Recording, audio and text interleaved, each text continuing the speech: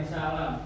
Assalamualaikum warahmatullahi wabarakatuh. Hari ini siapa yang mau masuk? Iya. Jadi hari ini kalian tahu nggak kita mau belajar apa? Karena kemarin kita udah belajar ketenagakerjaan, hari ini kita mau review nih. Dan ibu juga mau nanya-nanya sama kalian, kira-kira kalian udah paham belum sih apa itu ketenagakerjaan? Boleh dibuka dulu buku papirnya.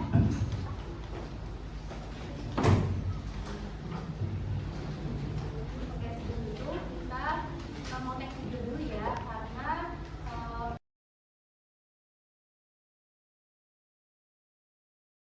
kayaknya nih ada yang tahu nggak sih apa sih itu ketenagakerjaan? Ya boleh, Isya. Jadi ketenagakerjaan itu segala hal yang berhubungan dengan tenaga kerja pada waktu sebelum, selama, dan sesudah masa kerja. Oke, betul banget ya. Ketenagakerjaan itu adalah seorang nih yang punya tanggung jawab atau profesinya sendiri. Contohnya kayak apa? Supir, terus ojek, banyak ya, UMKM nih pekerja dan lain-lain, karyawan. Waktu satuan hasil sama dorongan. Kalau misalnya menurut waktu, contohnya kayak karyawan nih, mereka udah ada nih waktunya untuk bekerja, kira-kira berapa jam nih tahu? 12 jam ya. Nah, mereka itu udah ada waktunya. Nanti kalau misalnya udah selesai nih 12 jam, mereka dapat upah. Beda dengan upah menurut satuan hasil. Dilihatnya dari seberapa banyak nih barang yang terjual. Dan mereka baru mendapatkan upah seberapa banyak produksinya terjual. Kalau misalnya upah dorongan dilihatnya dari apa? Dilihatnya dari seberapa bagus nih kerjanya. Contohnya apa? Kuli bangunan ya, yang saya bilang. Terus sini ada tahu nggak sih upah minimum di Indonesia itu apa? Ya, Bu.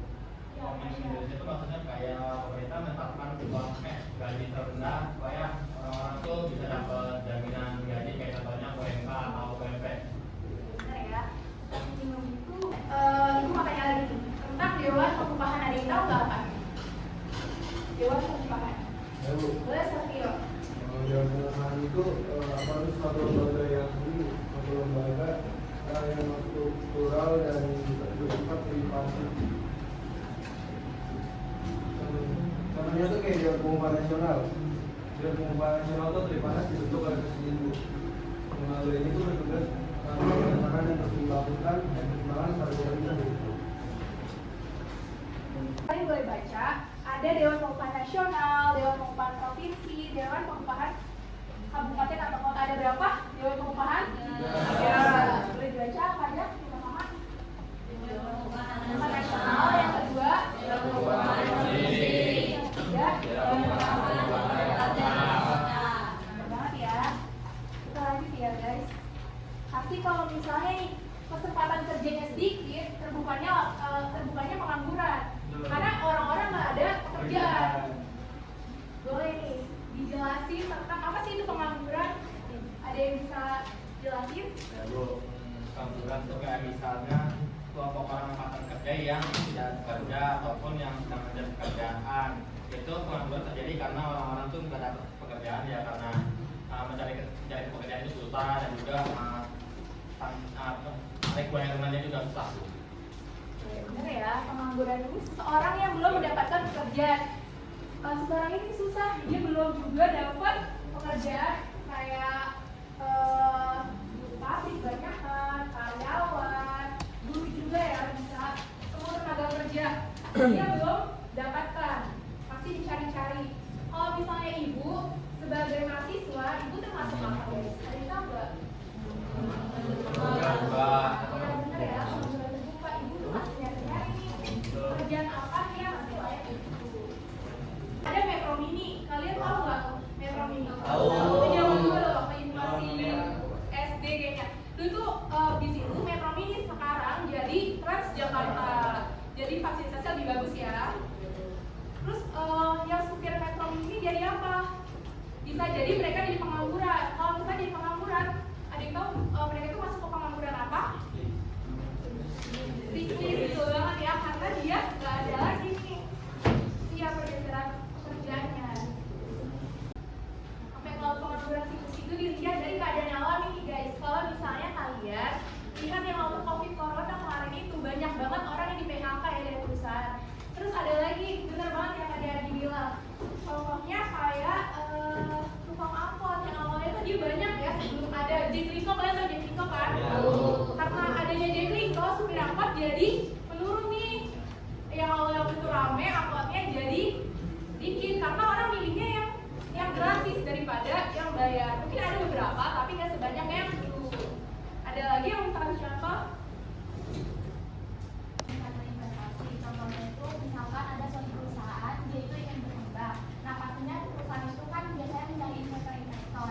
Nah dari investor itu mereka itu mendapatkan tambahan modal. Dan kalau misalkan investor yang sudah dapat, pastinya perusahaan itu tuh udah bisa lebih berkembang, bisa beli peralatan baru dan juga bisa buka cabang baru. Pastinya kalau misalkan perusahaan berkembang itu juga apa namanya?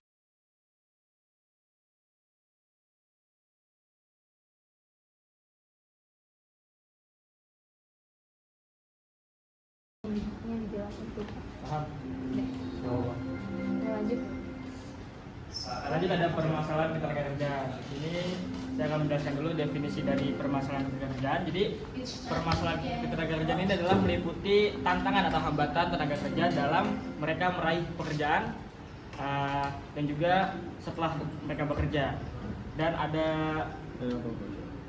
tiga, menurut saya ada tiga. Yang pertama itu SDM yang kurang berkualitas. Maksudnya di sini adalah SDM kenapa tidak berkualitas? Mungkin yang pertama karena mereka tuh kurang ada pelatihan khusus untuk menunjang dalam pekerjaan. Yang kedua, globalisasi dan teknologi. Nah, maksud dari sini adalah kenapa dia tidak bisa beradaptasi dengan teknologi dan juga dia tidak bisa menggunakan teknologi yang seharusnya digunakan untuk menunjang pekerjaan di dalam perusahaan yang lebih modern.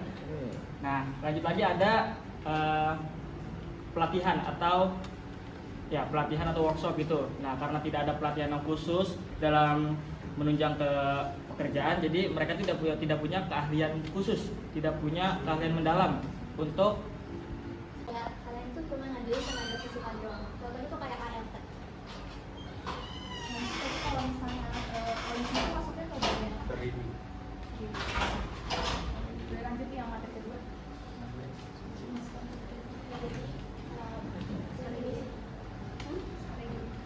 Definisi dari pengangguran itu simpelnya aja adalah orang-orang yang nggak punya pekerjaan atau sedang mencari pekerjaan. Nah, pengangguran ini bisa terjadi karena terjadinya surplus orang-orang yang menawarkan pekerjaan. Jadi orang-orang ini banyak yang menawarkan pekerjaan, tetapi dari pekerjaannya tersebut tidak dapat terkadang tidak dapat memadai. Kemudian pastinya ada jenis-jenisnya. Yang pertama yaitu pengangguran terbuka. Pengangguran terbuka ini adalah orang-orang yang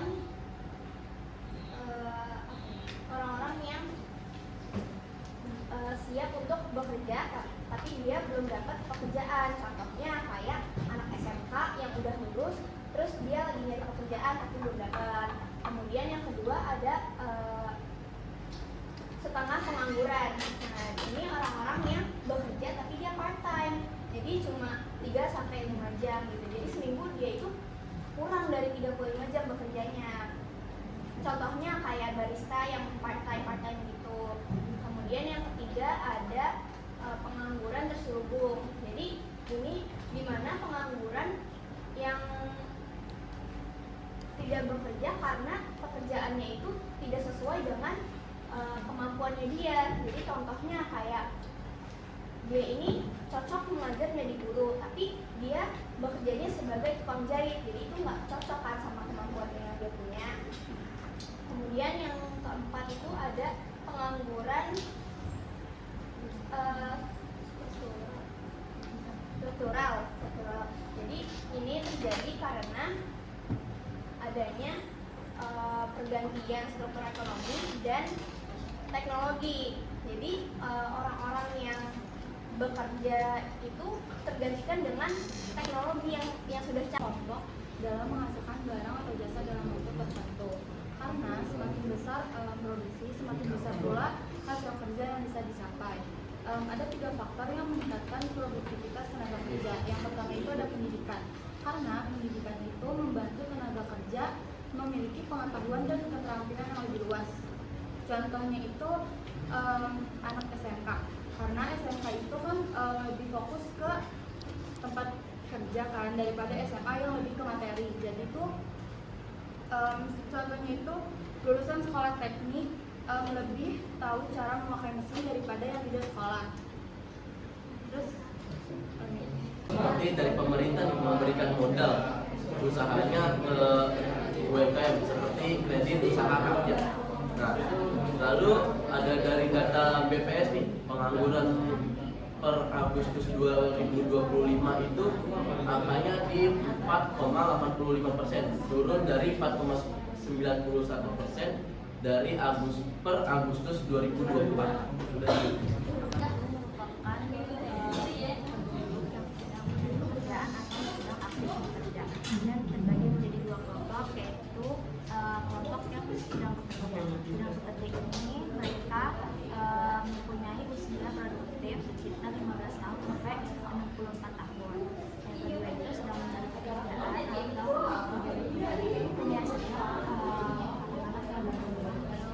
sedang mencari pekerjaan atau tidak mempunyai pekerjaan. Nah, itu ada faktor yang tidak. Terus yang ketiga ada tenaga kerja yang tidak terdidik dan juga tidak terlatih. Jadi tenaga kerja itu tidak memerlukan pendidikan ataupun pelatihan yang spesifik. Jadi misalnya kayak nggak memerlukan kayak bidang tertentu, misalnya kayak pembantu rumah tangga ataupun kayak kuli bangunan, pembangunan gitu kan. Udah paham soalnya.